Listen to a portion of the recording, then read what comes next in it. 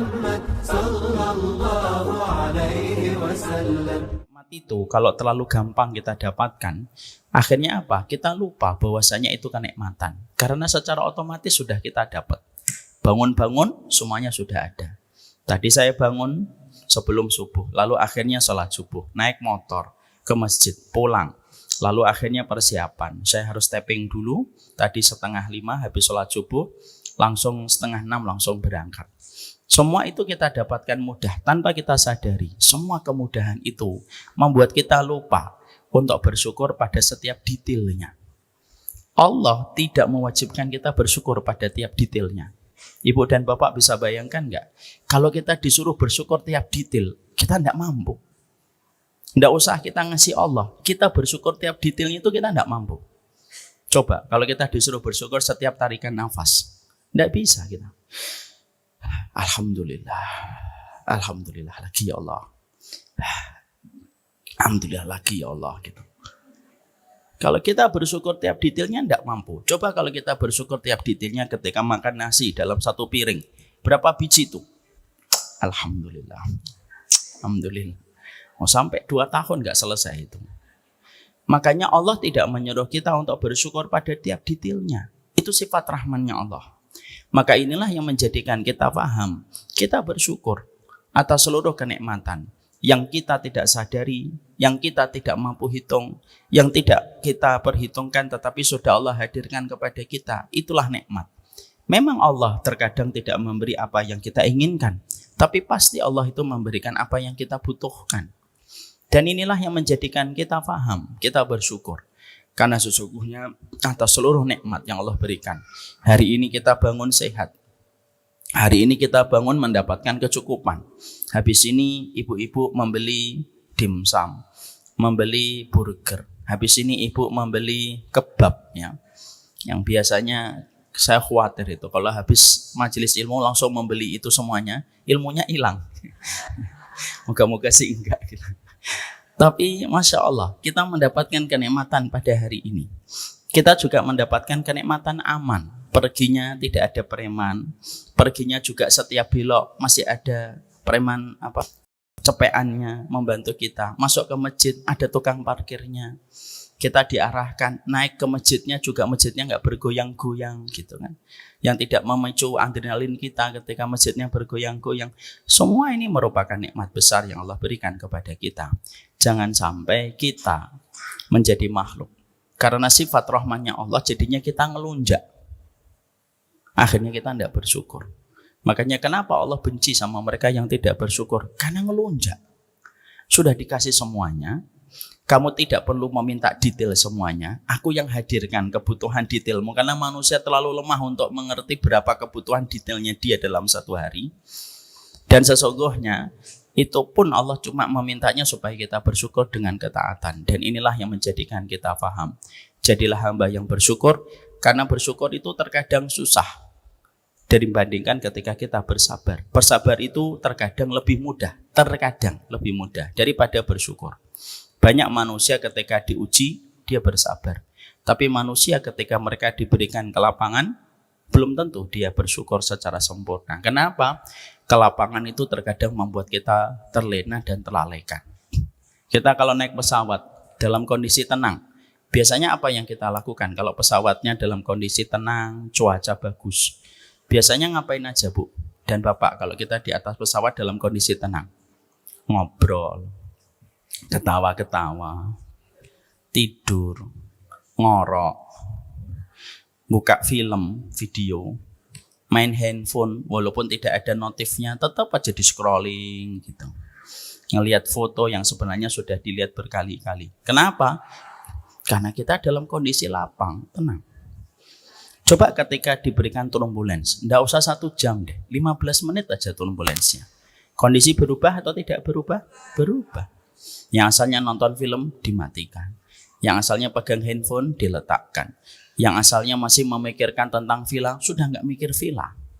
Yang dipikir apa? Bisa sampai Soekarno-Hatta aja alhamdulillah banget. Villa sudah tidak lagi ingat. Alphard sudah tidak lagi ingat. Rekening 30 miliar tidak lagi ingat. Karena itu mimpi doang. Ya kan? Karena apa? Karena memang kenikmatan itu terkadang melalaikan. Kita kalau berada di kamar ibu, kamarnya AC-nya dingin, terus kasurnya empuk sekali, terus selimutnya itu lembut banget. Kira-kira susah atau gampang bangun jam 1 malam? Susah. Tuh, yang menjawab tuh jujur itu. Tapi lebih baik jujur daripada yang diem padahal iya. Tapi kalau kamar kita AC-nya mati, kasurnya basah, selimutnya gatel, kira-kira bangun nggak jam 3 malam? Nggak usah jam 3, usah jam 1 sudah bangun. Karena apa? Karena terkadang kesusahan itu membuat kita ingat dan justru kelapangan itu membuat kita lupa. Makanya kenapa orang beriman itu harus diuji? Loh, harus diuji. Kenapa? Supaya kita tidak terlena sebagaimana kita makan yang manis. Makan yang manis itu selalu membuat kita terlena. Minum 1, minum 2, bukannya tambah hilang hausnya. Kalau kita haus, minumnya manis, hilang hausnya? Tidak hilang. Walaupun manis, walaupun segar, walaupun esnya banyak, tapi kalau manis tidak menghilangkan itu kehausan kita. Dan inilah yang menjadikan kita senantiasa bersyukur setiap waktu dan setiap saatnya. Semoga Allah senantiasa membuat kita selalu bersyukur kepadanya dalam setiap urusan kehidupan kita. Amin insyaallah. Jadi saya teringat dulu pernah saya naik pesawat dari Semarang ke Jakarta. Qadarullah baru take off sekitar 5-10 menit turbulence. Dan qadarullah turbulensnya nggak berhenti. Maka saya membaca Al-Quran. Ada ibu-ibu di samping saya diem aja. Beliau qadarullah belum pakai hijab, diem aja. Sampai turun. Dan ketika sampai di Soekarno-Hatta, maka ibu itu berkata, Masya Allah, inilah bacaan Quran terindah yang pernah saya dengar. Bukan karena suaranya, tapi kondisi turbulens yang menjadikan itu nikmat didengarkan. Bacaan Quran saya, suara saya cempreng. Saya ngakuin, suara saya fals. Tapi kenapa ibu itu ngomong kayak gitu? Karena beliau ngerasain betapa khusyuknya ketika mendengar itu. Inilah yang menjadikan kita semakin paham. Semoga Allah kalau memberikan kita ujian, kita dimudahkan untuk sabar. Kalaupun Allah memberikan kepada kita nikmat, nikmat ini tetap kita terjaga. Karena apa? Nikmat itu kayak glukosa. Kalau kita tidak waspada, glukosa itu bisa menjadi diabetes pada kehidupan iman kita.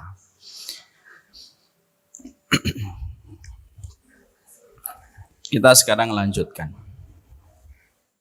Kita tentunya paham sekali. Pembahasan kita pada part yang keempat masih membahas tentang masalah keluarga pada pusaran zaman fitnah. Tentunya tidak akan pernah saya melupakan mukaddimah yang sudah sering saya ulang dalam 3 kali pertemuan. Bahwasanya keluarga itu merupakan sesuatu yang paling berharga pada kehidupan kita. Karena tidak ada kekuatan paling besar yang kita peroleh setelah kita beriman kepada Allah kecuali keluarga kita. Ibu kalau bertengkar dengan siapapun masih kuat. Tapi kalau ibu bertengkar dengan keluarganya pasti akan merasa lemas. Bapak-bapak sebagai seorang suami ketika punya masalah dengan teman SMP-nya, alumninya, biasanya masih bisa untuk melakukan aktivitas. Tapi kalau ada seorang suami bertengkar dengan anaknya, bertengkar dengan istrinya, energi yang dibutuhkan untuk menghadapi itu luar biasa. Karena apa? Sekali lagi, keluarga itu energi besar pada kehidupan kita. Sehingga ketika keluarga ini tidak kita berikan makna bahwasanya dia itu nikmat besar, maka kenikmatan ini akan hilang. Makanya tidak mengherankan kalau kita menjumpai apa yang dikatakan oleh Abdullah bin Mas'ud. Abdullah bin Mas'ud mengatakan kepada kita, laula lam yabqa minad dunya illa lailatun wahidah la ahbabtuha inda zaujati. Kalaupun saya memiliki waktu yang tersisa dalam hidupku, 1 malam saja yang tersisa, maka kalaupun usiaku hanya tersisa 1 malam, aku senang sekali. Dalam usia sisaku itu aku bersama dengan istriku. Walaupun cuma 1 malam yang tersisa. Untuk memberi arti kepada kita bahwasanya kehidupan keluarga itu kehidupan yang super maksimal. Kenikmatannya kalau kita mampu memberi makna pada keluarga kita. Rasulullah ketika meninggal dunia tidak di atas pangkuan Abu Bakar. Walaupun Abu Bakar merupakan sahabat yang paling beliau cintai. Rasulullah ketika meninggal dunia, dalam prosesnya ketika sakit, sakaratul maut, sampai akhirnya beliau wafat pada hari Senin, duha menjelang duhur, tidak meninggal di atas pangkuan Umar bin Khattab radhiyallahu anhu, walaupun itu merupakan orang yang paling beliau cintai setelah Abu Bakar. Tapi di manakah Rasulullah itu meninggal dunia? Rasulullah meninggal dunia di atas pangkuan Ibunda Aisyah radhiyallahu anha. Ketika Rasulullah di atas pangkuan itu, beliau sempat diangkat tangannya oleh Ibunda Aisyah, dibacakan 3 surat Al-Ikhlas, Al-Falaq, An-Nas, lalu diusapkan ke bagian tubuhnya, dan Rasulullah bersiwak, lalu siwaknya yang menggerakkannya adalah Ibunda Aisyah. Jadi air ludahnya Aisyah itu bertemu dengan air ludahnya Rasulullah sebelum wafatnya beliau, untuk merujuk kepada kita tentang sebuah arti. Keluarga itu nikmatnya besar, dan energi yang ditimbulkan pada kehidupan kita itu besar sekali. Makanya inilah yang menjadikan kita ketika faham arti keluarga begitu besar pada kehidupan kita, itulah yang menjadikan kita, kenapa kita pada kehidupan keluarga kita harus betul-betul menjaga keluarga kita. Dan tidak ada yang paling kita jaga dari keluarga kita kecuali selamatnya keluarga kita dari fitnah. Hari ini banyak keluarga, mereka memiliki rumah, mereka memiliki pangan, mereka memiliki papan yang bagus. Tapi ternyata belum tentu mereka selamat dari fitnah. Dan betapa rusaknya kita, dan betapa ruginya kita. Kalau kita pada kehidupan, kita mendapatkan sandang, kita mendapatkan papan, kita mendapatkan pangan. Tapi ternyata kita tidak selamat fitnah yang menimpa kepada keluarga kita, dan itu akan menjadi sebuah penyesalan panjang. Saya ambilkan sebuah kisah nyata supaya ini tambahan mukadimah, supaya kita paham betapa mahalnya keluarga kita dan betapa ruginya kita, betapa buntungnya kita kalau keluarga kita sampai mendapatkan fitnah. Sebuah kisah nyata yang kita jumpai masih ada di headline berita dan kanal berita besar. Di Semarang ada seorang wanita pacaran dengan seorang laki-laki. Ternyata pacarnya terlilit hutang dengan pinjol. Akhirnya debt collector itu menagih. Yang ditagih debt collector itu kan mereka mencuri data dari setiap nasabah yang mereka miliki. Yang diteror adalah pacarnya. Pacarnya stres, pacarnya depresi, pacarnya frustasi, dan akhirnya pacarnya mati bunuh diri. Maka bukan hanya itu saja yang membuat kita terhenyak kaget, tetapi ternyata sang pacar bukan hanya mati bunuh diri, dia pun meninggalkan wasiat. Wasiatnya pun bukan untuk ibunya, bukan untuk bapaknya, tapi wasiatnya untuk pacarnya. Dan kita bisa membayangkan, Bu, saya mendoakan semoga bapak dari orang tua korban ini diberikan kesabaran dan ibunya.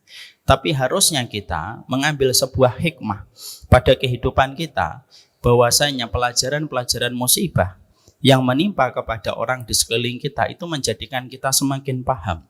Kalau rusak keluarga, maka kita akan menghadapi beratnya konsekuensi yang harus dihadapi oleh kita sepanjang kehidupan kita. Selain di Semarang, kita juga menjumpai kisah yang baru saja muncul, dan ini viral sampai hari ini. 3 hari yang lalu terungkap sebuah pembunuhan. Ada seorang perempuan muda, kalau tidak salah 20-an tahun. Dia berpacaran, diajak pacarnya ke losmen, ke hotel-hotel murahan lah. Lalu mereka berzina. Setelah berzina, dibunuh pacarnya setelah terlibat emosi setelah mereka melakukan perzinahan. Lalu pacarnya emosi, dibekap pacarnya yang habis dizinai sampai kehilangan nafas dan akhirnya mati. Ini kisah nyata, bukan menjadikan kita hanya scrolling dan hanya melewatkan berita. Karena apa? Allah itu menurunkan kepada kita setiap peristiwa yang terjadi di sekitar kita untuk menjadi hikmah bagi kehidupan kita. Dan inilah yang menjadikan kita ini akan disebut oleh Allah bodoh. Kapan kita disebut oleh Allah bodoh? Kalau kita menangkap tentang satu peristiwa, lalu peristiwa itu tidak menjadikan kita mengambil pelajaran, itulah yang disebut dengan orang bodoh dan tidak layak disebut dengan ulul absor. Ulul absor itu adalah mereka yang mampu mengambil setiap peristiwa kepada pelajaran intinya apa. Dan kita harus paham. Satu persatu kita menjumpai keluarga yang mendapatkan fitnah, dan itu menjadi cobaan untuk kita supaya kita ekstra menjaga keluarga kita dengan pertolongan Allah. Ada satu kaidah fikhiyah Ibu, ada satu kaidah hikmah yang dikatakan para ulama kepada kita, masa ibu kaumin ingda kaumin fawaid. Musibah yang menimpa kepada satu kaum, itu pelajaran bagi kaum yang tidak mendapatkan musibah itu. Kalau musibah itu Allah sudah jalankan, beritanya nyampe kepada kita di genggaman tangan kita dan melalui WhatsApp dan media sosial kita, tidak mungkin berita itu kebetulan kita membacanya. Nggak ada yang kebetulan. Kalau Ibu pernah membaca tentang satu berita, orang pacaran dibunuh, dibuang di tengah jalan tol. Orang pacaran dibunuh, lalu diaborsi, lalu perempuannya ikut mati ketika mengalami proses aborsi. Kalau kita pernah membaca itu semuanya, maka jangan menganggap berita itu kebetulan saja kita baca. Tidak ada kebetulan. Sehingga apa hikmahnya? Pasti ada hikmahnya. Allah mengirimkan berita itu nyampe kepada kita supaya kita berhati-hati. Hari ini kamu membaca seseorang dengan keluarganya menjadi korban. Jangan sampai kamu menganggapnya biasa, melewatkannya saja, tapi tanpa kita sadari. Naudzubillah min dzalik, satu waktu kita pun akan menjadi korban dan kita akan menjadi head news dalam satu pemberitaan. Hanya karena kita tidak mengambil hikmah dalam setiap peristiwa.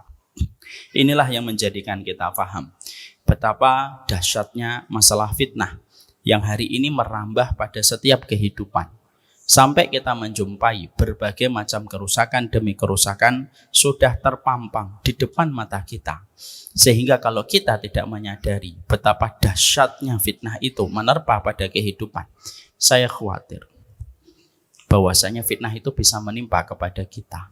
Disebabkan karena kita tidak peduli tentang fitnah yang terjadi. Ada satu kejadian Ibu, kisah nyata Bapak, ini supaya kita bisa ngambil kisah. Ini kisah nyata ini sudah terjadi hampir 10 tahun atau 11 tahun. Dulu saya pernah tinggal di satu komplek. Di komplek itu, kompleknya perumahan. Konsep developernya memasang lampu remang-remang pada komplek perumahan itu. Sehingga akhirnya komplek itu terkenal sebagai spot yang asyik untuk pacaran oleh anak-anak muda. Setiap kita pulang selalu menjumpai orang pacaran kanan kiri itu banyak, bertebaran. Mungkin seimbang dengan jumlah nyamuk yang ada di lautan di langit. Saking banyaknya. Berangkat dari masjid, akhirnya kita mengambil sebuah edukasi. Ayo kita mencoba untuk memberikan nasihat kepada anak-anak muda ini supaya mereka tidak terseret kepada pergaulan bebas. Tulisan demi tulisan dibuat di sepanjang jalan masuk kepada komplek perumahan itu. Tapi mungkin ya karena anak mudanya mungkin sebagian buta huruf dan tidak membaca, justru pacarannya di depan tulisan. Insyaallah. Akhirnya berlanjut ya. Akhirnya pihak masjid dan bersama dengan jamaah memberikan usul gimana kita mengadakan sweeping damai dengan cara yang baik. Kita tidak mengusir tapi memberitahu bagaimana hal semacam itu tidak layak dilakukan di tengah malam. Semua sepakat.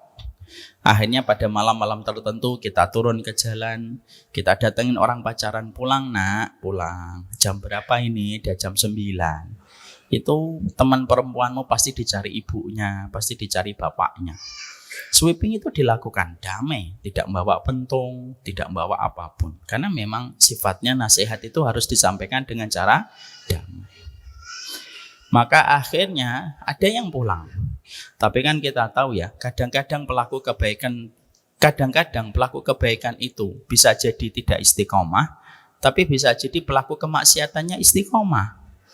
Jadi ketika sweeping sudah mulai ngendor, yang pacaran semakin semangat dan semakin kuat dan masih banyak. Sampai akhirnya ada satu kisah, ada bapak-bapak yang beliau tidak setuju masjid itu mengadakan gerakan sweeping damai. Lalu beliau bilang ke salah satu jamaah yang lainnya, udahlah nggak usah kayak gitu. Buat apa ngelakuin kayak gitu? Udahlah, yang penting tidak mengganggu orang yang sedang beribadah. Cukup. Kita tidak bisa ngontrol setiap orang. Biarkan saja gitu. Namanya juga anak muda. Nah, ini loh kalimat yang berbahaya. Namanya juga anak muda. Nah, terus kalau kita mengatakan namanya juga anak muda, lah fungsi orang tua terus apa? Kalau semuanya langsung mengatakan, ya sudahlah, namanya anak muda. Ya justru karena anak muda dia harus mendapatkan bimbingan dan ketegasan. Lalu akhirnya beliau tidak setuju. Sampailah suara keberatan beliau kepada pihak masjid dan sampai pula kepada saya. Ustadz, begini. Saya bilang tidak apa-apa. Pertama, sweeping kita damai. Nggak ada namanya macam-macam. Kita lakukan bersama dengan para pengurus RT juga. RT ikut, tidak apa-apa. Dan kita tidak sama sekali membentak. Kita juga tidak sama sekali melakukan kekerasan. Mengatakan, nak pulang. Jangan di sini. Dan kita tidak bisa memuaskan setiap orang untuk menjawab setiap pertanyaan dan keberatan yang dia miliki. Karena kita tidak bisa menjawab semua keberatan orang. Ya sudah, akhirnya berlalu. 1 bulan, 2 bulan, 3 bulan. Saya lupa lah. Satu waktu saya didatangi oleh seorang bapak-bapak. Bapak-bapak itu datang meminta supaya beliau diampuni dosa-dosanya oleh Allah. Ya, saya doakan. Saya mengatakan ya semuanya Pak, kita semoga didoakan oleh Allah. Semoga kita semuanya dimaafkan sama Allah. Diampuni dosa-dosa kita oleh Allah. Setelah itu beliau meneteskan air mata. Saya lihat dulu, bapaknya ada nggak di sini? Oh, nggak ada. Maka setelah itu saya ngobrol dengan beliau dan ternyata beliau kenapa datang kepada kami. Saya tidak mengenal beliau secara personal pada saat itu dan saya juga tidak tahu apa alasan beliau datang. Tapi akhirnya di ujung pembicaraannya beliau berkata, saya adalah orang yang pernah merasa keberatan dengan gerakan dakwah mengingatkan orang yang pacaran, Ustaz. Oh, Bapak. Iya, Ustaz. Dan saya minta dimaafkan sama Allah. Kenapa? Allah mengirimkan teguran. Anak saya hamil sebelum nikah. Tahu apa pelajaran yang kita peroleh? Pelajaran yang kita peroleh adalah sesungguhnya itulah fitnah. Sehingga ketika kita tidak menyadari dengan maksimal tentang keberadaan fitnah, itu yang kita khawatirkan bisa menimpa kepada siapapun. Kita tidak lebih baik daripada bapak tadi. Bapak tadi diberikan sensitif, dia akhirnya ngakuin kesalahan. Tapi yang kita bicarakan bukan beliau, yang kita bicarakan hikmah apa yang Allah kirimkan dari bapak itu. Sehingga akhirnya disitulah kita semakin paham, jaga keluarga itu merupakan perkara besar. Makanya setelah usia 40 tahun, fokus sama keluarga. Mari kita buka surat surat Al-Ahqaf ayat ke-15. Jika dibaca.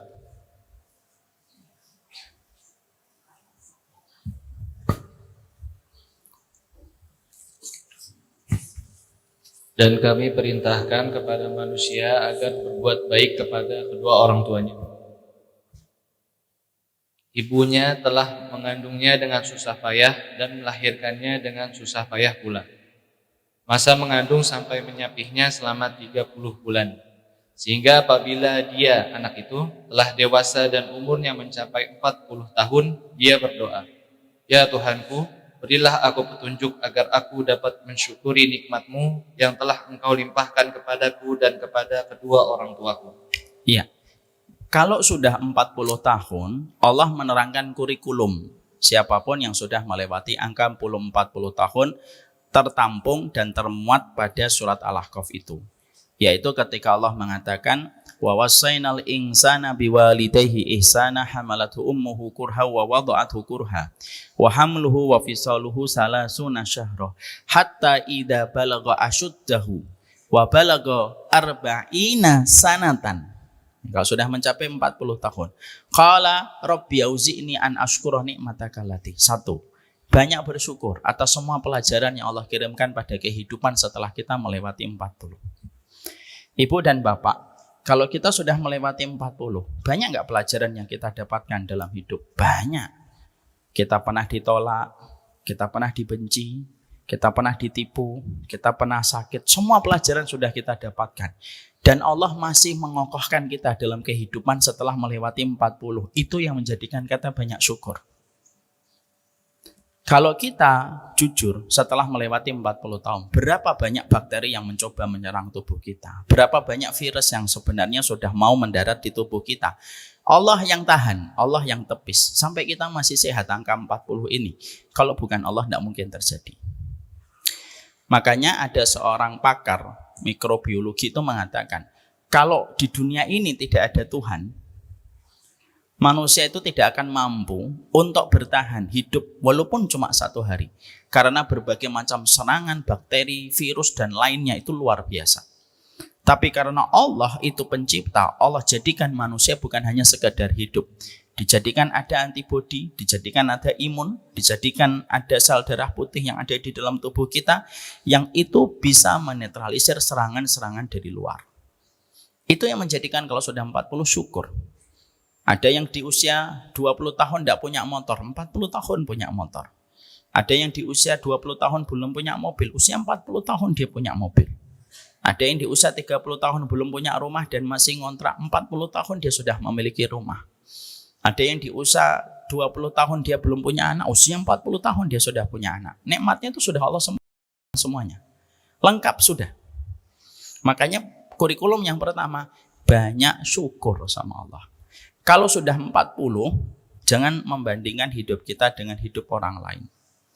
Dekatnya kita dengan teras kehidupan orang lain itu sering membuat kita lupa untuk bersyukur kepada Allah. Kalau sudah 40, tidak usah membandingkan. Oke lah, kamu masih 25. Bandingkan hidupmu dengan orang lain kalau memang kamu susah dikasih nasihat. Tapi kalau sudah 40 itu sudah. Beban yang ada di kepala kita itu sudah menjadi sebuah sinyal dari Allah. Tidak usah membandingkan dengan orang lain kalau sudah 40. Syukuri yang Allah kirimkan kepadamu. Itu kurikulum pertama. Yang kedua,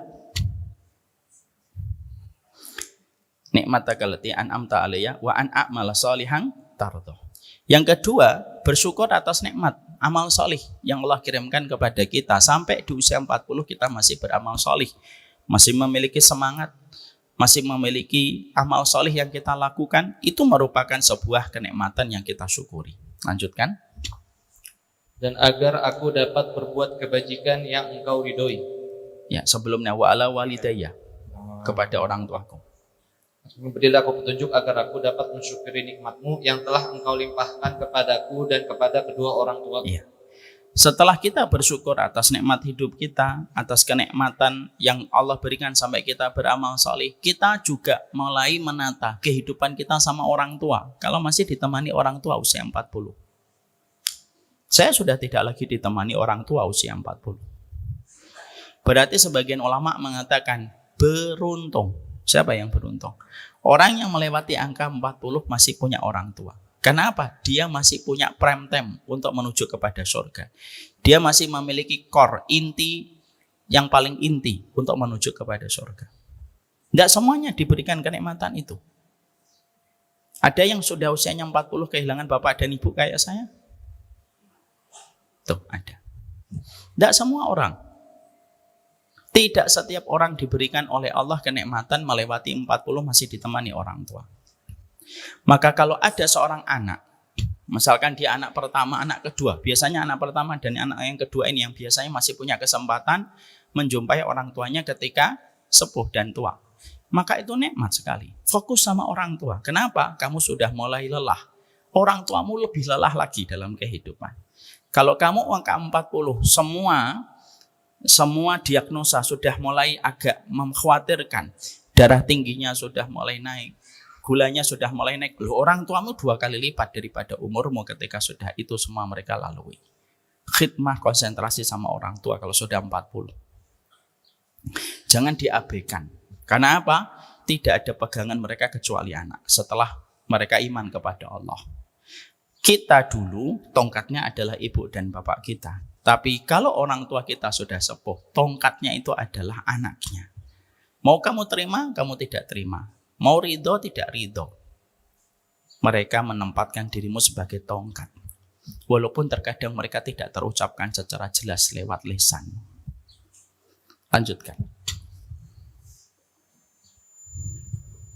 Dan agar aku dapat berbuat kebajikan yang engkau ridhoi, dan berilah aku kebaikan yang akan mengalir sampai kepada anak cucu-cucu. Ya. Waslih li fi dzurriyyati. Berilah aku kebaikan yang mengalir kepada keturunanku. Artinya apa? Kalau sudah 40, dikurangi obsesinya. Dikurangi ambisinya. Ambisi kita sekarang tertuju kepada anak. Kalau sudah 40.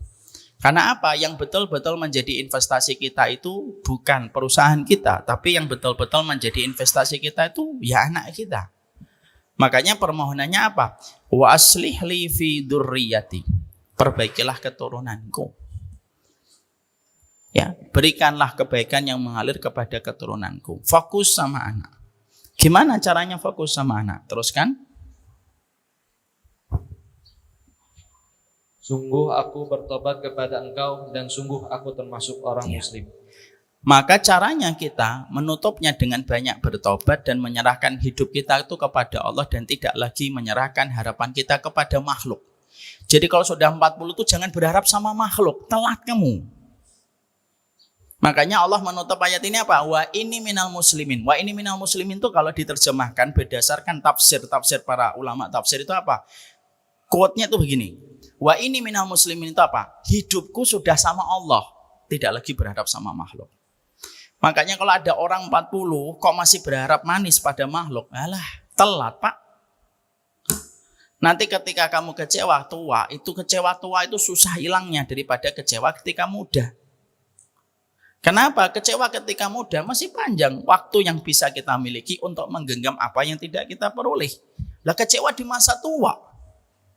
Dan kecewa yang paling menyakitkan kecewa kepada makhluk.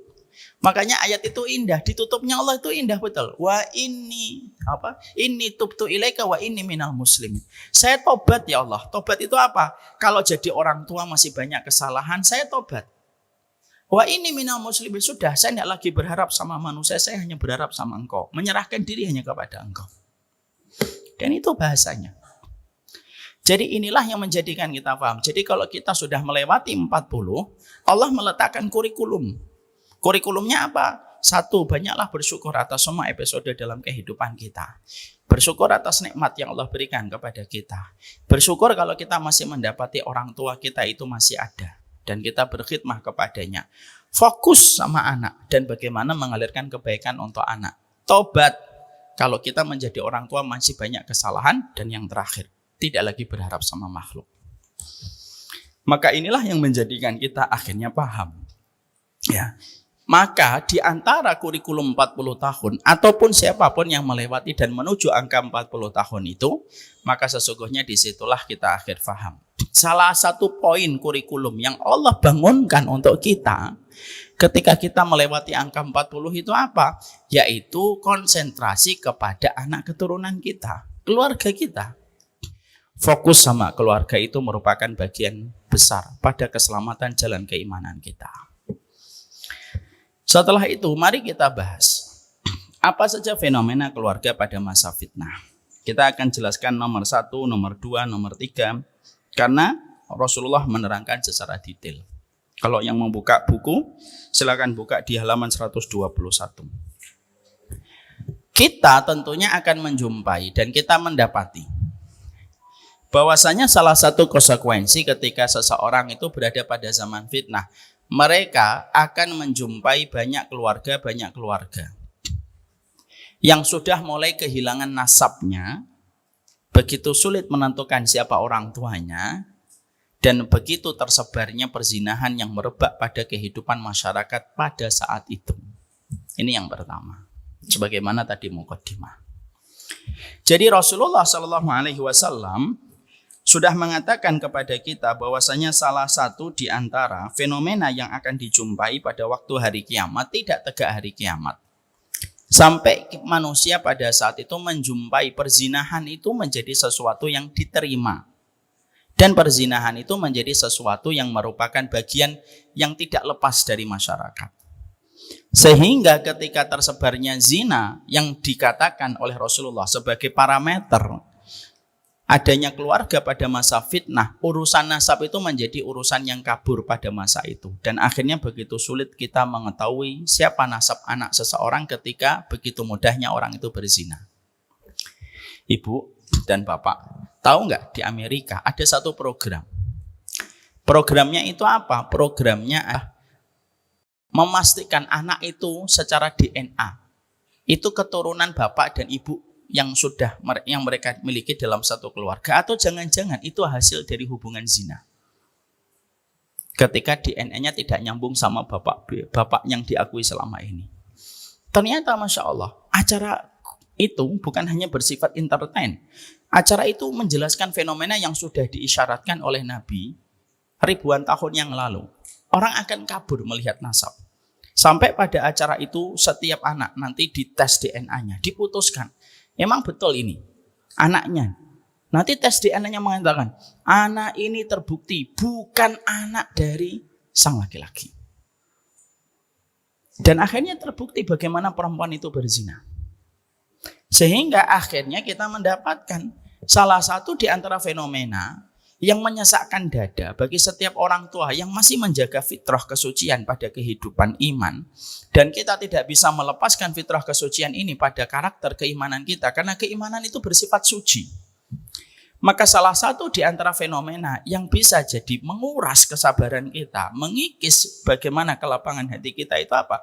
Fenomena terjadinya perzinahan di usia anak muda ataupun di usia tua ketika mereka sudah melewati paruh baya, di mana perzinahan itu telah merusak sendi kehidupan nasab dan telah merusak sendi keturunan pada kehidupan.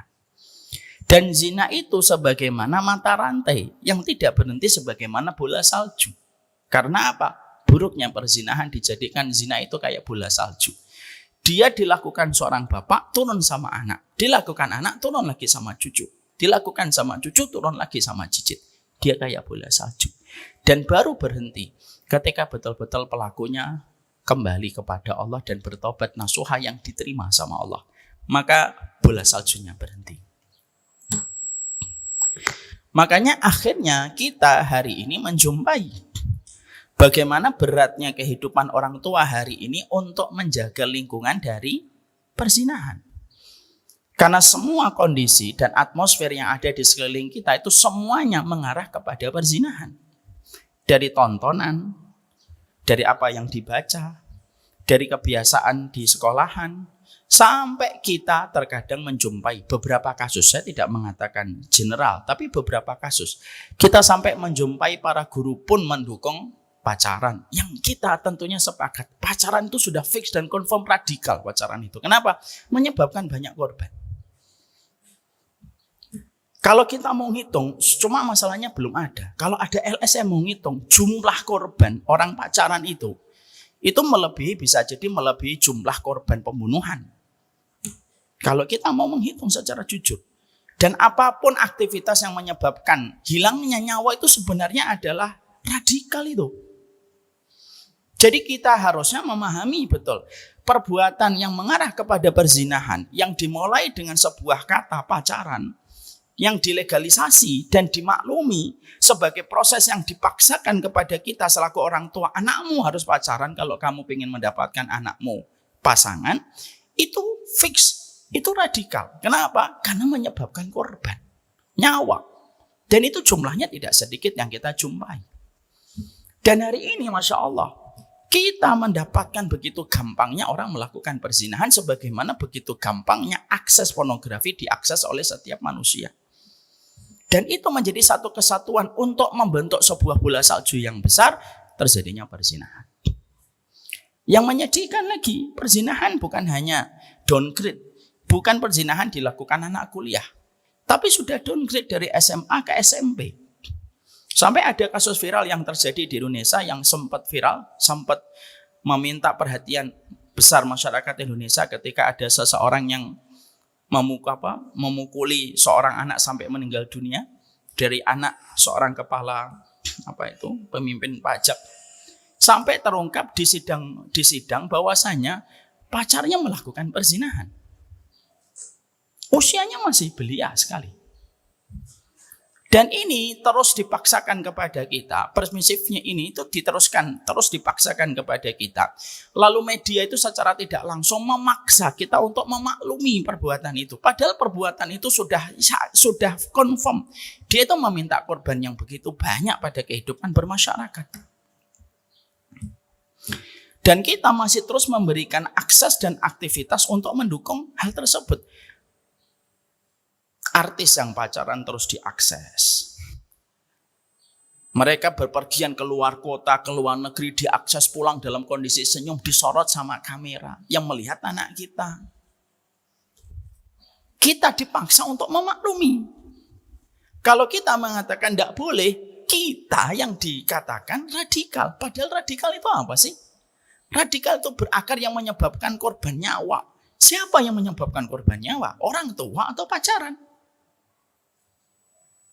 Sehingga inilah yang menjadi salah satu tugas berat ketika kita menjadi orang tua itu apa? Memastikan anak kita suci dan fitrah sampai dia menikah.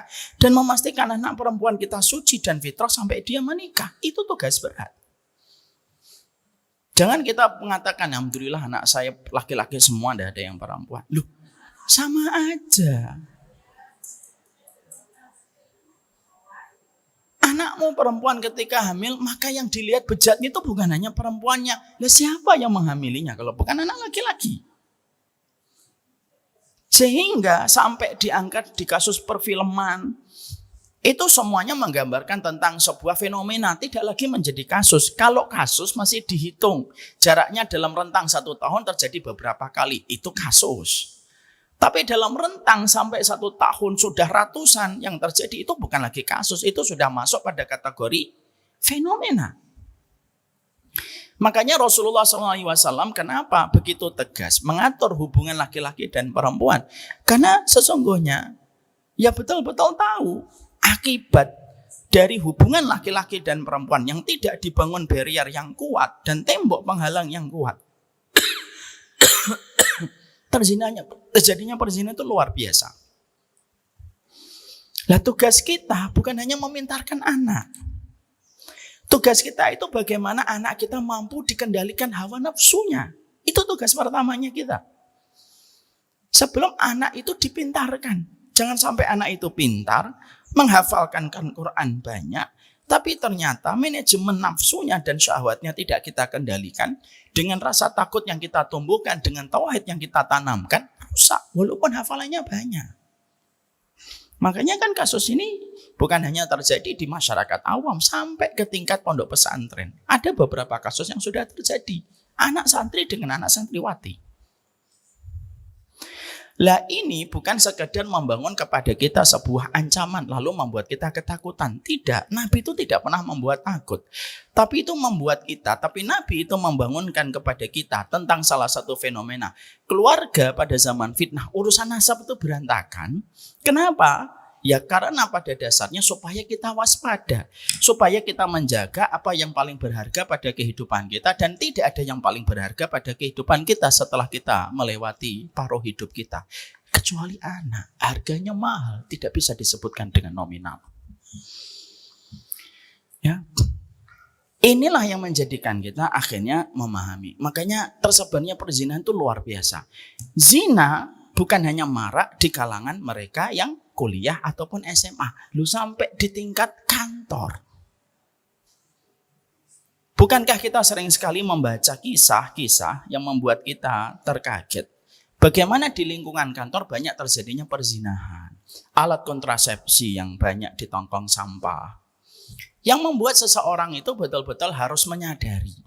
Tingkat radiasi perzinahan hari ini itu jauh lebih dari apa yang kita bayangkan. Yang kita lihat hanyalah fenomena gunung es di tengah lautan. Yang kelihatan tidak menggambarkan bawahnya yang sudah luar biasa menggurita dan menyesakkan dada bagi setiap manusia. Ya, karena begitu gampangnya orang melakukan perbuatan itu. Padahal keberkahan satu rumah kapan hilangnya? Ketika sudah ada yang melakukan perzinahan. Ibu dan bapak tahu, dosa selain zina tidak ada konsekuensi bayar utang. Kamu tidak sholat, tidak ada dalil secara khusus ngatur nanti anakmu tidak sholat. Ada nggak orang tua yang tidak sholat anaknya sholat? Banyak. Walaupun itu dosa besar loh. Jangan nanti diremehkan. Kenapa enggak sholat? Nggak apa-apa. Insya Allah anak saya terjaga dari saya. Tetap dosa besar. Kita meninggalkan puasa, manusia meninggalkan puasa, tidak ada konsekuensi dalil khusus. Bahwasanya meninggalkan puasa berdampak sama anak. Enggak, ada banyak orang tua tidak puasa. Kalau musim Ramadan, mereka masuk ke warteg yang berhijab pada waktu Ramadan. Karena warteg itu kan kalau Ramadan berhijab dan bercadar dia. Pakai gorden. Anaknya rajin puasa banyak. Tapi maaf, kalau zina dilakukan, ada dalil khusus yang dikatakan oleh Imam Syafi'i, az-zina dainun wa qada'uhu fi alihi. Zina itu utang dan bayarannya lewat anak keturunanmu. Apa yang kita dapatkan? Itu saking masalah perzinahan itu tidak ringan. Makanya kita menjumpai di dalam kitab Syarah Riyadhis Shalihin, bagaimana hukuman zina bagi mereka yang telah melakukan zina, muhsan, punya keluarga. Itu hukumannya di dalam syariat ditaruh di dalam lubang, disisakan kepalanya, dilempari batu, dengan batu yang tidak terlalu besar, batu yang sedang, dilempari satu persatu batu itu, sampai dia meregang nyawa, sampai dia mati tidak diselamatkan. Kenapa hukumannya seberat itu syariat? Jangan dilihat hanya itunya. Kita harus lihat latar belakang yang panjang ketika syariat itu menjaga supaya tidak terjadi perzinahan di satu masyarakat. Kenapa hukumannya seberat itu di dalam syariat? Itu baru hukuman di dunia, belum taraf pada hukuman di akhirat. Maka Imam Syekh Utsaimin, ulama besar, mengatakan, tidaklah beratnya hukuman syariat kepada pelaku zina dilempari batu sampai dia meregang nyawa dengan batu yang tidak terlalu besar, yang dijatuhkan langsung mati, tidak terlalu batu kecil yang lama tidak mati-mati, tapi batu yang sedang untuk melambatkan kematiannya. Tidaklah itu diterapkan sama Rasulullah kecuali satu, menghapuskan kenikmatan haram yang dia dapatkan ketika berzina, yang didapatkan seluruh tubuhnya dari ujung rambut sampai ujung jempol ketika berzina, dan akibat buruk yang panjang setelah itu. Itu perzinahan. Ya, makanya ini yang menjadikan kita sekali lagi berarti di antara komitmen besar menjadi orang tua ketika kita menjaga keluarga kita. Menjaga keluarga kita itu yang terpenting pertama adalah memastikan nasab keluarga kita terjaga dengan adanya pernikahan yang syar'i. Dalam proses bertemunya laki-laki dan perempuan di dalam biduk rumah tangga. Jangan sampai ini berantakan. Jangan sampai ini berantakan. Lambatnya jodoh yang datang pada keluarga kita bukan karena mereka tidak pacaran. Cepatnya jodoh pada keluarga kita bukan disebabkan karena pacaran pula. Tapi semuanya itu merupakan bagian dari ketetapan Allah yang Allah atur 50.000 tahun sebelum Allah menciptakan langit dan bumi. Dan janganlah kita ragu terhadap ketentuan takdir sampai kita terburu-buru menabrak kaidah untuk bersabar, lalu terjadilah perzinahan ketika kita memperbolehkan anak kita dideketin sama laki-laki dan anak kita mendekati perempuan. Jangan sampai ya Bapak dan Ibu, orang tua nanti dihisab oleh Allah gara-gara keterangan dari tersangka anak kita, anak seseorang. Kenapa kamu zina? Orang tua saya membiarkan saya melakukan tindakan yang mengarah kepada perzinahan, ya Allah. Keterangan anak dipakai oleh Allah untuk memberatkan kita selaku orang tua. Dan ini merupakan masalah yang banyak marak terjadi pada keluarga pada zaman fitnah. Makanya memastikan masalah jodoh, memberitahukan kepada anak kita tentang kejinya perzinahan, memberitahukan kepada anak kita bahwasanya urusan jodoh itu harusnya disegerakan kalau memang sudah mampu dan tidak perlu mengambil jalan haram dengan pacaran.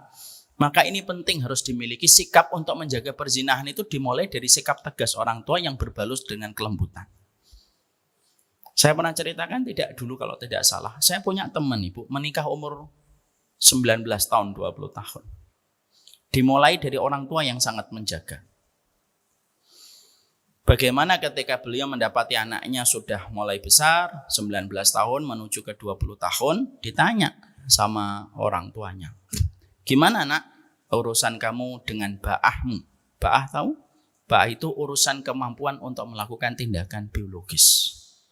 Ada indikator dan parameternya. Orang dikatakan ba'ahnya sudah terlampaui. Anaknya ditanya, gimana ba'ahmu? Sudah ada bi. Puasa, sudah puasa. Gimana setelah puasa? Menjadi bisa dikendalikan? Enggak bi. Jujur anaknya, ya enggak bi. Masih kuat ba'ahnya, masih kuat biologisnya. Ya sudah, orang tuanya berkata, nikah saja. Lalu beliau mengatakan, kalau saya nikah saya belum punya pekerjaan. Nggak usah mikir. Abi punya rezeki lebih. Fungsi hartanya Abi bukan menjadi simpanan di masa tua. Tapi fungsi hartanya Abi menjaga keluarga dari api neraka. Nikah. Terus nanti gimana penghidupannya? Abi yang membiayai. Nggak usah malu. Anaknya ngomong, lah nanti diomongin sama orang. Nggak usah malu. Terjaganya kamu dari zina itu lebih aku cintai daripada apapun. Daripada kamu tidak menikah, dimaklumin nggak nikah karena belum kerja, tapi setelah itu kamu terjebak kepada perzinahan. Itu remuk api di hadapan Allah. Ini orang tua yang paham. Ya kan?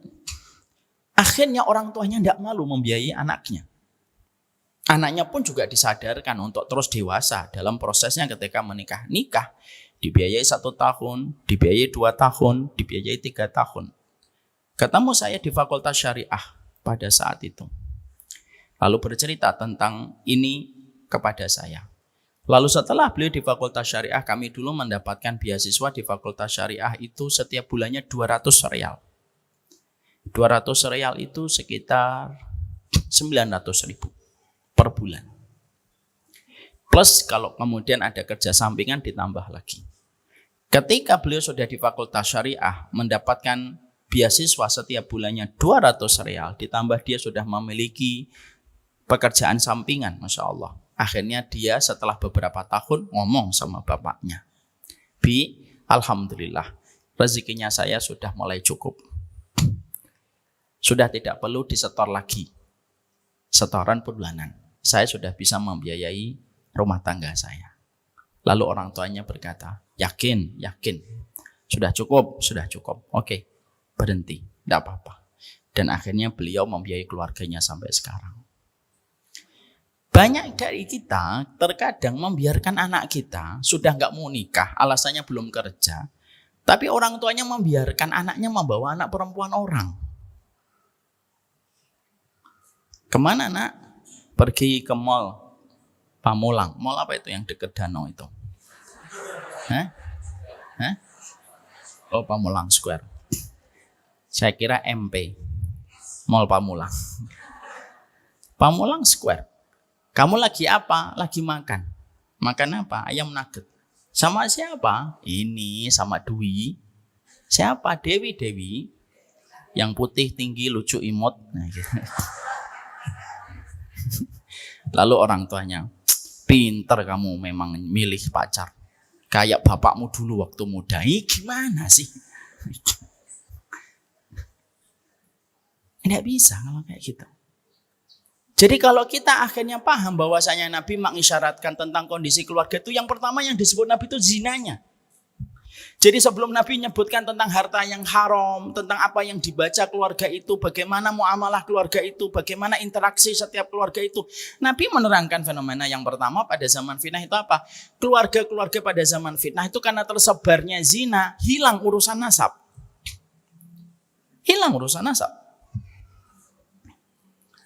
Lalu akhirnya ini yang menjadikan kita ekstra.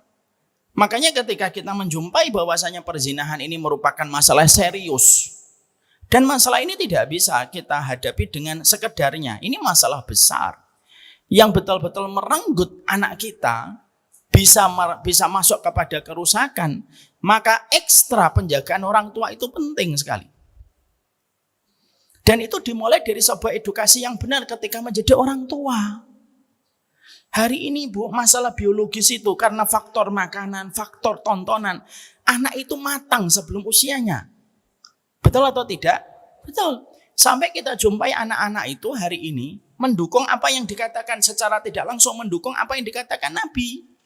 Sampai perzinahan itu merata. Nabi ketika mengatakan merata, Nabi tidak menjelaskan detail sampai anak-anak, enggak. Nabi menyebutkan dalam hadis yang global, merata perzinahan itu. Berarti sampai anak pun terkena perzinahan. Dan kita menjumpai anak-anak dewasa sebelum usianya. Dan perempuan semakin senang dijadikan objek, seksualitas oleh masyarakat.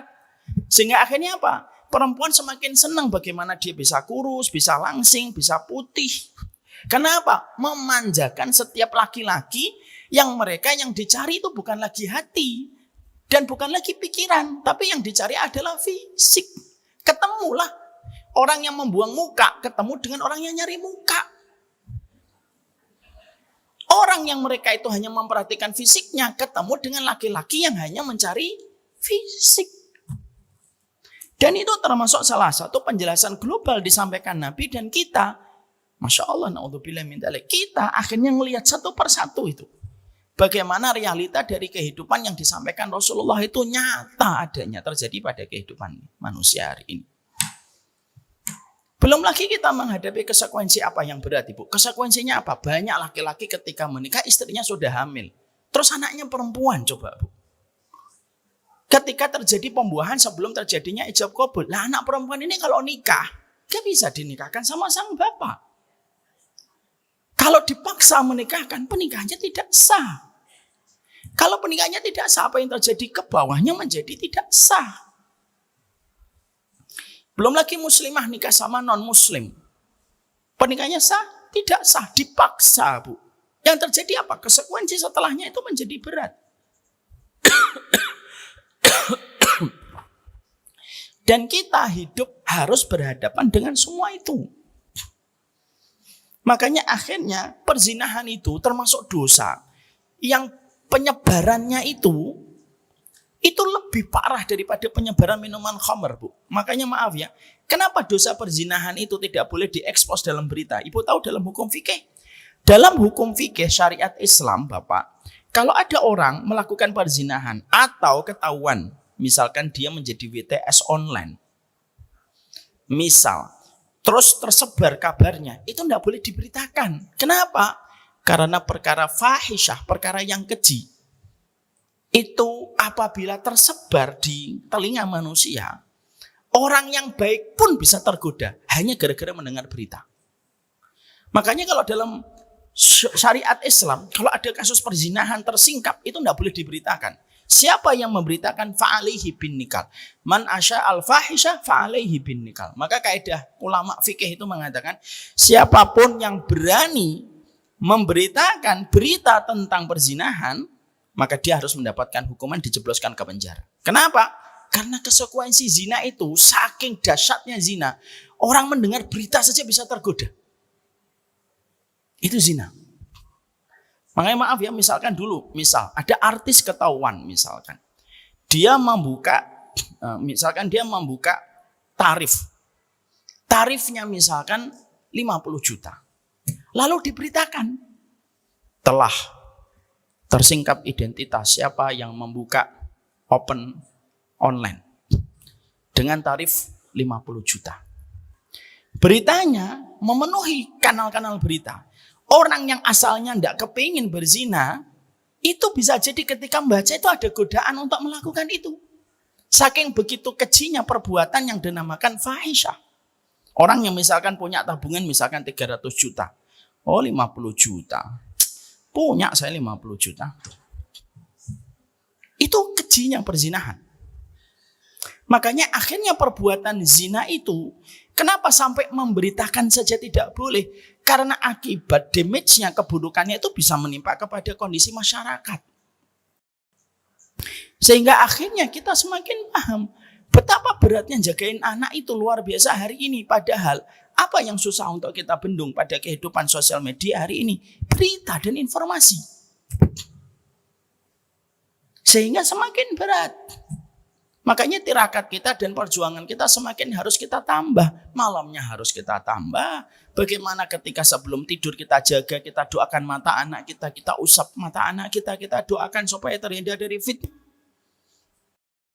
Untuk setiap anak perempuan harus dicukupi kebutuhan kasih sayang dari bapaknya. Itu semuanya dengan niatan supaya terhindarkan keluarga kita dari fitnah. Orang yang berusaha menjaga keluarganya dari fitnah itu tidak sama dengan keluarga yang tidak menjaga keluarganya dari fitnah. Allah itu nanti nanya, yang ditanyakan olehnya kepada kita bukan hanya masalah pangan, papan, dan sandang kita. Tapi yang ditanya oleh Allah itu seberapa besar keluarga kita terjaga dari semua pintu-pintu fitnah yang tersebar pada kehidupan ketika kita hidup. Dan itu pentingnya. Makanya akhirnya para ulama lalu menyampaikan bagaimana tersebarnya fitnah pada zaman fitnah. Bagaimana tersebarnya zina pada zaman fitnah. Ada 5 sebabnya. Mari kita bahas 5 penyebab terjadinya perzinahan. Baik itu di lingkungan masyarakat kita, perkantoran, ataupun di usia-usia anak muda. Yang pertama dari versi laki-laki. Yang pertama dari versi laki-laki dan versi perempuan. Versi laki-laki itu kita dapatkan jawabannya pada surat Maryam ayat yang ke-59. Fakhalafa min ba'dihim khalfun adha'us salata wattaba'us syahawat. Mari dibaca. Dibaca. Surat Maryam surat ke-19 ayat 59. Kemudian datanglah setelah mereka mengganti yang mengabaikan sholat dan mengikuti keinginannya, maka mereka kelak akan tersesat. Ya. Maka yang pertama Allah sampaikan dari versi laki-laki dulu. Fakhalafa min ba'dihim khalfun adha'us salata wattaba'us syahawat. Dan mereka meninggalkan satu generasi yang meremehkan urusan sholat, wattaba'us syahawat, dan mereka mengikuti syahwat. Berarti kalau ada satu kaum laki-laki yang dua sudah meremehkan sholat, hati-hati urusan manajemen syahwatnya pasti berantakan. Karena apa? Allah menerangkan hukuman meninggalkan sholat dengan sebuah kondisi. Wattaba'us syahwat. Ikutin syahwat. Makanya kalau ibu, bapak punya anak sudah menginjak usia balik. Tapi ternyata urusan sholatnya berantakan. Dicek itu handphonenya. Karena apa? Selalu pada kondisi itu mereka akan teruji ketika sudah meremehkan sholat. Baca berita yang sangat memilukan dan memalukan serta menyedihkan. Ada anak kelas 2 SMA. Dia sewa PSK online. Qadarullah tidak punya uang. Sudah selesai, nggak punya uang, nelpon bapaknya untuk bayarin apa yang dia lakukan. Beritanya masih ada deh. Makanya urusan sholat itu, kenapa urusan sholat itu menjadi urusan yang didisiplinkan pertama kali, dan urusan kedisiplinannya itu nomor 1. Makanya maaf sampai kita menjumpai kalau anak kita tidak puasa, nggak disuruh mukul. Anak kita kalau diajak umroh nggak mau, anak kita tidak boleh mukul. Tapi kenapa kalau anak kita 10 tahun belum sholat boleh untuk memukul? Selain pukulan kepala, dan pukulannya adalah konteksnya kasih sayang. Karena urusan sholat itu penting. Anak dalam perjalanan dakwah, dari tahun 2006 saya mulai berdakwah sampai 2023, dalam perjalanan dakwah banyak sekali menemukan orang-orang yang kembali dari perbuatan zinanya dan selingkuh dengan perzinahan. Dan selalu kalau saya mendapati curhatan tentang perzinahan, yang selalu saya tanya apa? Pak, sholatnya gimana?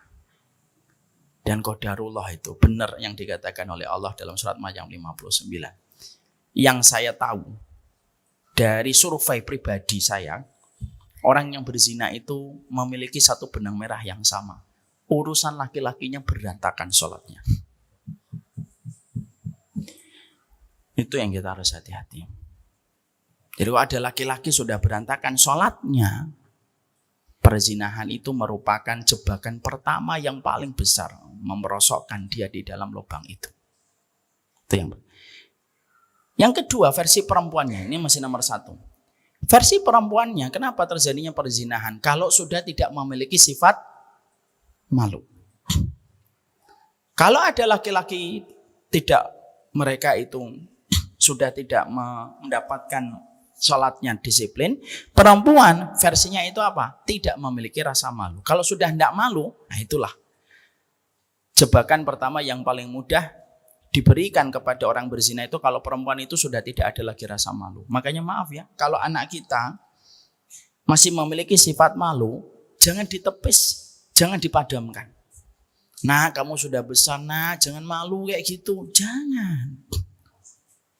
Misal nih, kita lagi makan, terus kita sudah ke meja makan, mau makan.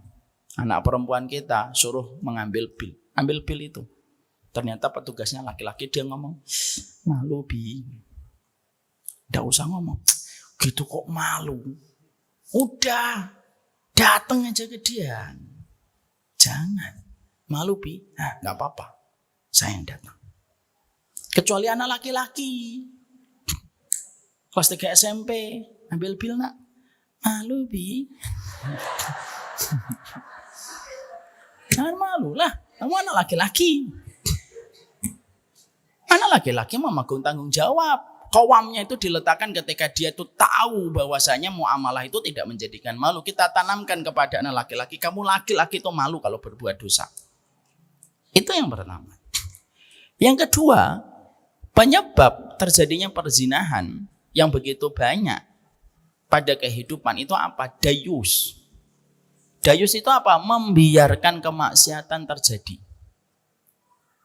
di dalam rumah.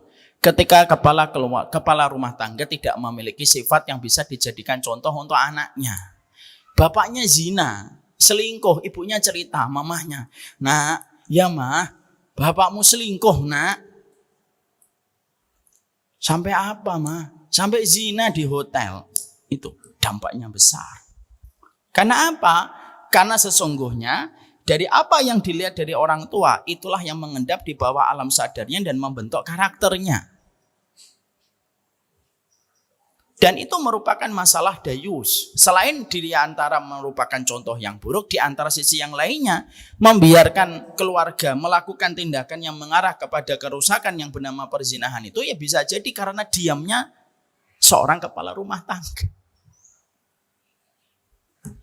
Ya, ketika anak perempuannya diajak laki-laki, dia diem. Pak, saya ajak ya Pak, ya nanti jam 9 pulang ya. Seakan-akan sering saya menyampaikan, seakan-akan setan itu libur sebelum jam 9.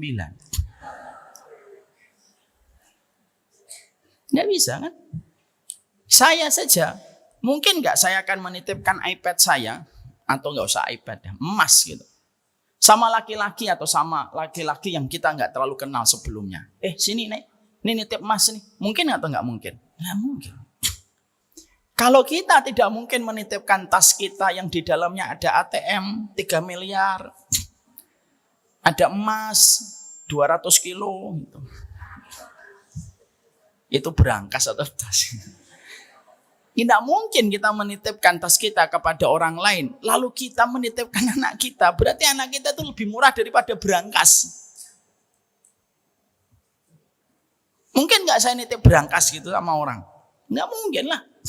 Pak, saya laki-laki yang banyak sekali followernya Pak. Saya ini banyak yang suka sama saya Pak. Ya sudah nak, saya nitip berangkas. Mungkin? Nggak mungkin. Maka sesungguhnya dayus itu merupakan yang kedua. Makanya menjadi laki-laki itu memiliki karakter qawam. Apa karakter qawam? Tegas. Salah satu makna qawam itu tegas. Makanya akhirnya antara laki-laki dan perempuan itu memang harus seimbang menjadi support system ibu. Yang perempuan lembut ketika mengingatkan, yang laki-laki harus tegas. Makanya kisah nyata adalah ada seorang bapak-bapak di daerah Jakarta Timur ngomong sama saya itu diprotes sama anak saya, Ustadz. Kenapa Pak diprotes? Kata anak saya ini terlalu tegas, kayak singa. Abi ini kayak singa. Makanya akhirnya kita belum dapetin jodoh. Apakah saya salah, Ustadz, kalau perilaku saya kayak singa? Kata anaknya. Saya bilang, ya enggak salah Pak. Bapak betul, malah saya justru mengambil dan terinspirasi dengan kata-kata beliau. Bapak harus jadi singa. Kenapa? Kalau kita tidak jadi singa, ya satu persatu daging kita diembat sama orang, Pak. Tapi kalau kita singa, haung gitu, kucing langsung lari, Pak. Tapi kalau kita jadi kucing, harusnya jadi singa tapi jadi kucing, ya akhirnya digondol satu persatu. Dan apa yang terjadi kalau sudah digondol? Marah, telat. Marah ketika sudah digondol itu telat.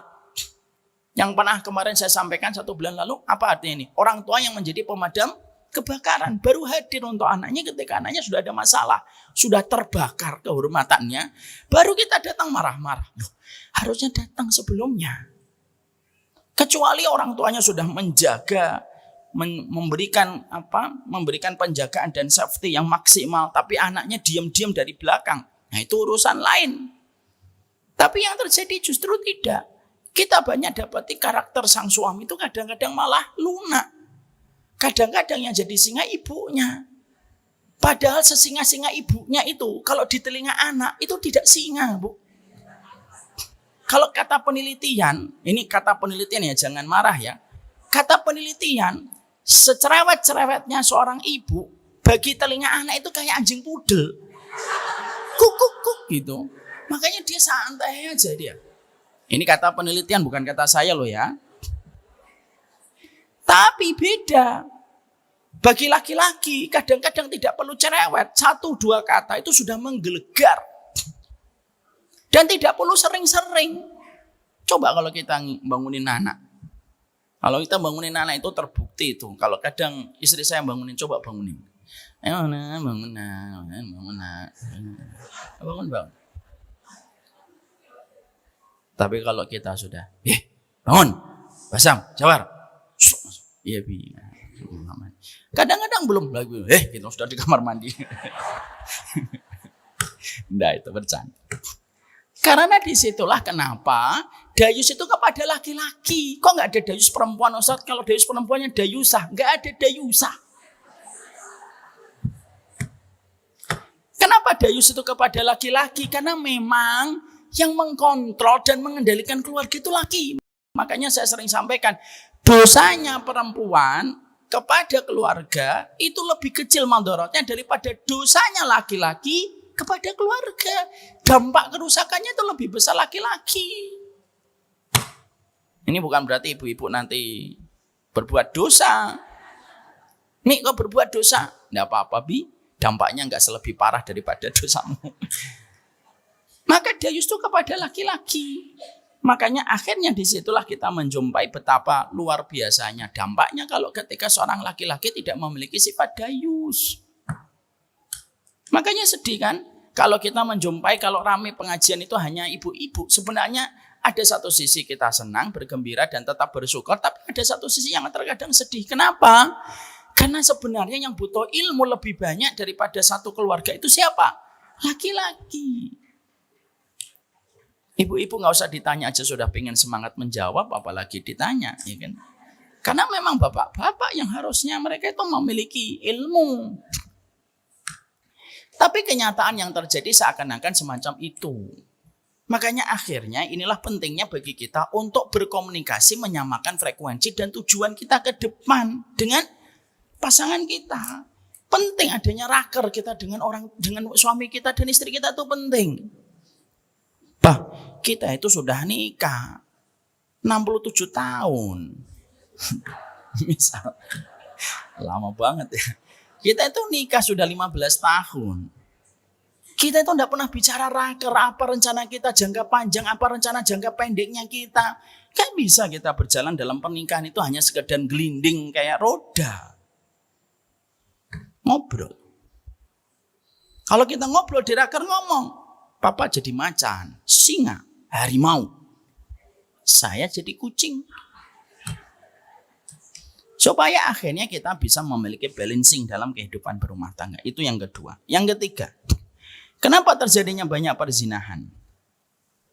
Terjadinya karena perzinahan itu adalah tren mahalnya pernikahan yang akhirnya menjadikan orang itu sengaja memundurkan pernikahan karena tidak mau terbebani dengan biaya yang panjang. Memang biaya nikah di KUA itu murah. Yang mahal itu omongan tetangga. Dan kita memaklumi itu. Padahal nikah itu mah sederhana sebenarnya. Nikah itu selama kita sudah memiliki mahar, sudah.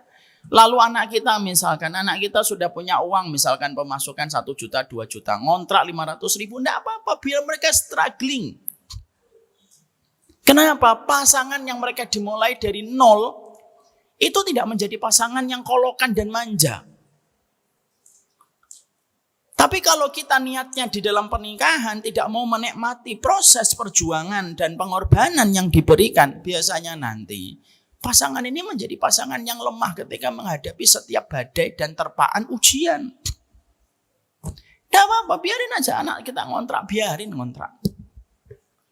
Tidak usah mahal-mahal pernikahan itu. Pernikahan itu tidak diwajibkan harus 3.000, 4.000, 5.000. Boleh kalau yang berkelapangan harta. Tapi kan tidak setiap orang itu punya ukuran sepatu, ukuran hartanya sama. Saya mau nikah, Ma. Uangmu berapa, Nak? Ya 5 juta, 5 juta cukup sebenarnya. Ya 5 juta, Nak. Anak cukup.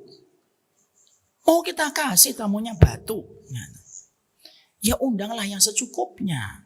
Dan ibu, bapak, saya sampaikan, maaf, tidak usah terlalu sensitif kalau nggak diundang orang dalam pernikahan. Dia diundang sebab permusuhan. Saya nggak suka sama keluarga itu. Kenapa? Dulu pas nikah saya nggak diundang. Ya mungkin bisa jadi budgetnya memang sepas-pasan. Kalau memang budgetnya cuma 25 juta, mampu undangnya orang cuma 50 orang. Emang salah nggak diundang?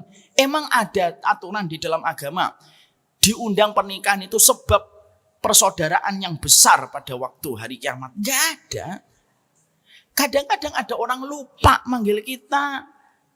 Ada orang yang terkadang memang nggak ngundang kita. Kenapa? Karena terbatasnya budget yang dia miliki. Ibu-ibu aja nggak pernah ngundang saya acara nikah anak. Saya biasa aja kok. Nggak pernah saya dendam sama ibu-ibu. Berapa yang ngundang saya? 1-2 yang ngundang saya. Walaupun saya juga qadarullah nggak bisa. Tapi saya nggak pernah dendam, nggak diundang pernikahan. Kenapa? Wajar, nggak diundang pernikahan itu wajar. Apakah Rasulullah ketika menikah mengundang seluruh para sahabat? Enggak. Ya kalau ada rezeki diundang semuanya. Masa dagingnya banyak. Tapi kalau yang memang nggak bisa cuma 1 kambing. 1 kambing itu kira-kira berapa orang? 30 orang. Ya sudah 30 orang. Nyaman, yang penting beritanya nyampe. Beritanya itu apa? Bahwasanya keluarga itu sudah menikah. Jadi kalau nggak diundang pernikahan, tidak usah menjadi dendam kesumat. Tidak datang kartu undanganmu, you and me, and. Nggak usah gitu. Apa gitu. Maka kemudian menikah itu sederhana. Kalau mampu, sederhana saja menikah itu. Menikah dengan keluarga terdekat saja. Maka kalau ibu-ibu nanti misalkan saya ngundang, saya misalkan pernikahan, nggak diundang, nggak usah marah. Misalkan anak saya menikah, nggak usah mikir macam-macam, ya tadi mikir ini. Anak saya nanti menikah, ya sudah nggak diundang, nggak usah mikir macam-macam. Karena apa? Bagaimanapun sesungguhnya orang memiliki keterbatasan. Ada yang mungkin ngomong, Ustadz kok nggak ngundang saya? Ya saya nggak presiden, gimana saya bisa ngundang semua orang? Maka yang ketiga, mari kita menyederhanakan masalah mahar dan masalah rezeki anak kita. Dan saya bersyukur sekali, salah satu dakwah yang sudah terbukti di masyarakat Indonesia dan tidak butuh nasihat panjang, itu masalah tentang mahar. Mahar Indonesia itu sederhana sekali. Dan itu menunjukkan keberkahan wanita Indonesia yang sederhana di dalam mahar. Tapi setelah mahar biasanya yang mahal. Karena apa? Karena wanita di Timur Tengah mahar itu masih panjang dan masih mahal. 100 ekor onta. Ibu bisa bayangkan berapa M itu? Makanya Masya Allah itu. Maka yang ketiga adalah sesungguhnya kenapa terjadinya banyak perzinahan? Karena tren pernikahan yang mahal. Yang ketiga, yang keempat, kenapa banyaknya perzinahan? Gak ada amar ma'ruf nahi mungkar. Ya atau tidak? Gak ada amar ma'ruf nahi mungkar. Ketika tidak ada lagi amar ma'ruf nahi mungkar, akhirnya apa? Akhirnya orang itu lepas dan tidak ada tempat kontrol sosial bagi mereka yang berzina. Pelaku penginapan tidak mensyaratkan pernikahan untuk menjadi customer kamar mereka dan akhirnya terjadinya perzinahan. Kita memaklumi orang pacaran di pojok-pojok gelap, ada motornya, orangnya nggak ada. Kita mendapati ada mobil gelap, sisi kacanya, mobilnya hidup di tengah-tengah lapangan parkir, tetapi orangnya nggak keluar padahal mesinnya hidup, kita biarkan. Akhirnya orang itu punya pilihan tempat banyak sekali untuk berzina. Coba kalau amar ma'ruf nahi mungkar yang merupakan fungsi kontrol bagi masyarakat, lalu kita sama-sama menyadari kejinya perzinahan. Orang berzina itu susah. Zina di jalan didatengin orang. Ke losmen dia diminta surat nikah. Kan bingung mau zina di mana? Masa zina di atas pohon? Kan nggak mungkin. Tapi karena kontrol, fungsi kontrol dalam kehidupan masyarakat itu sudah memaklumi, ya sudah. Dan kita hari ini terpaksa memaklumi Ibu dan Bapak. Kalau ada orang itu pacaran, naik motor, sampai dempet banget, nyalain orang yang nikah 15 tahun. Lalu kita tuh memaklumi, wajar masih pacaran, lu malah memakluminya. Ya susah. Kalau masalah tentang amar ma'ruf nahi mungkar itu sudah tidak terjadi. Apalagi dengan fenomena banyaknya apartemen hari ini. Apartemen itu tujuan pertamanya adalah menampung daya tampung masyarakat yang tidak tertampung di tanah vertikal. Gini vertikal ya? Horizontal. Tapi justru hari ini tidak kita nafikan bahwasanya ternyata apartemen menjadi salah satu tempat yang terjadinya banyak perzinahan.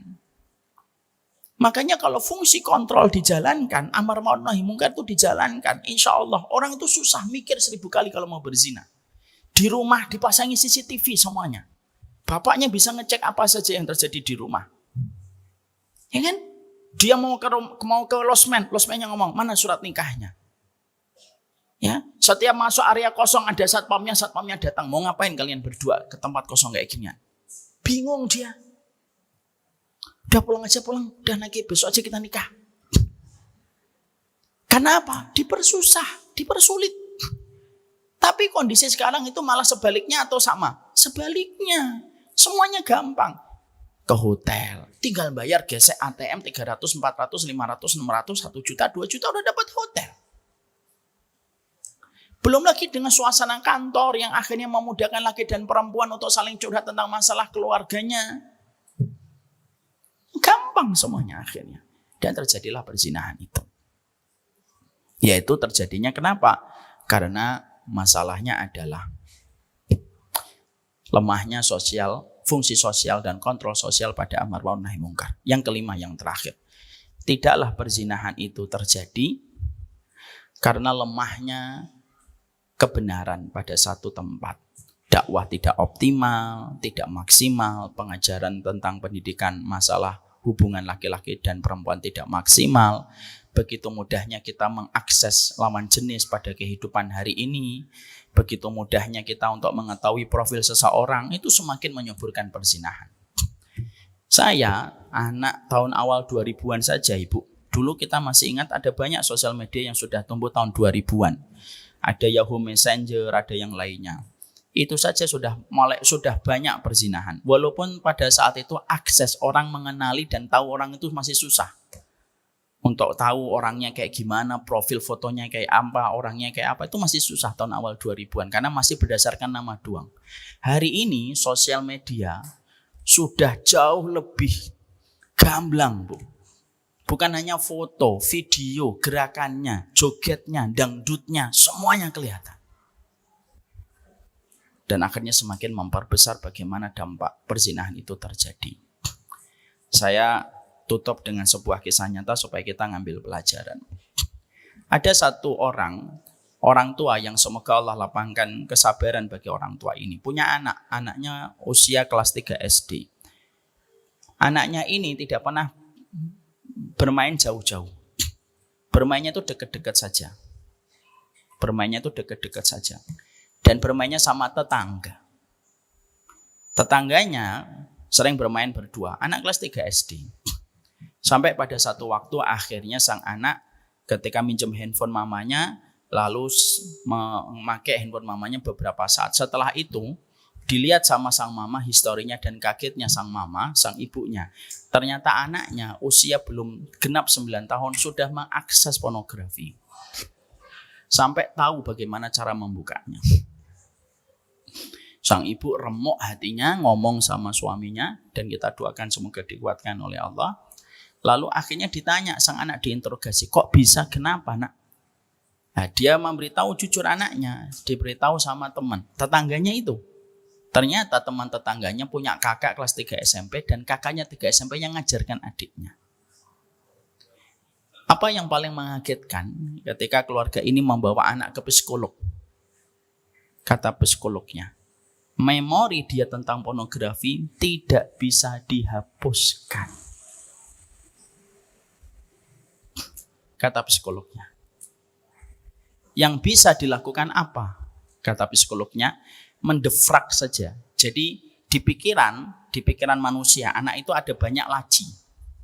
Laci yang di dalamnya di situ ada pornografi, diupayakan ditaruh di paling bawah, didefrak. Laci-laci atas itu aktivitas dia harian. Makanya kata psikolognya solusinya cuma satu. Sibukkan anaknya supaya laci pornografi ini tidak menjadi laci pertama.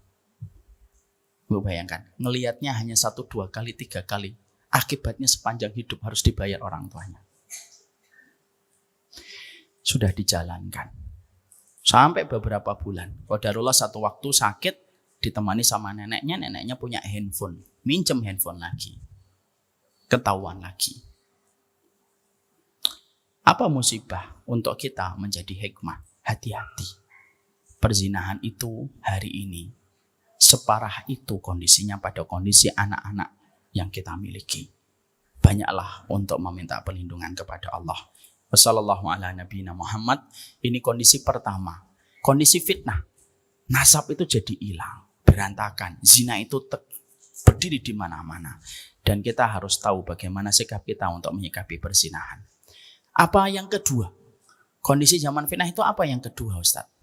Kondisi yang kedua adalah masalah bagaimana kita mendapatkan kualitas muamalah satu keluarga itu di dalam berkomunikasi. Nabi sudah menggambarkan detail apa yang terjadi pada komunikasi keluarga pada zaman fitnah. Itu yang akan kita bahas pertemuan bulan depan, insya Allah. Barakallahu fikum.